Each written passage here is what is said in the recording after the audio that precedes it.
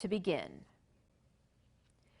If you hear the phrase short-term rental unit, the listings on online marketplaces like Airbnb or Vrbo may come to mind. But Burlington doesn't have an official definition. Local 22's Mike Hoey joins us live in the newsroom to show us what's being done to change that. Mike?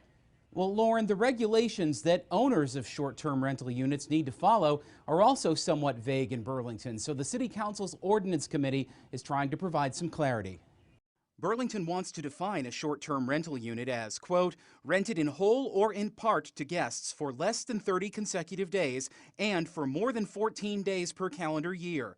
Outside of a very narrow list of exceptions, short-term rentals on a property that is not the host's primary residence would be banned. The city could use some information it already has to determine if people are complying. We've had someone declare something was their primary residence, and we looked at where they registered their vehicles. We looked at what their primary address was for where they registered to vote, and that was not their address. Hosts would have to join the same rental registry Burlington landlords are on, paying the same fee of $110 per unit.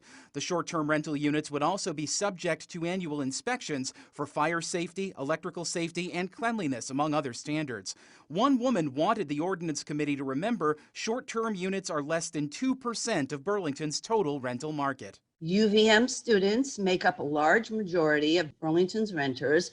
Although Burlington has no power to insist that UVM build and require juniors to live on campus, which is what I think should happen, UVM is instead considering building housing for grad and medical students. We'll likely know more later this spring or in early summer how governance of short-term rental units will look. We do have direction from the council to report back to them on or by June 1st, so we'll no doubt need to schedule another meeting of the Ordinance Committee.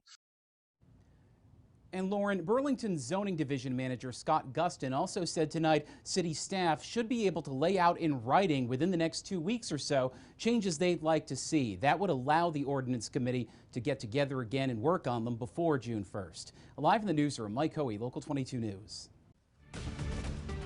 Mike, the United States and Russia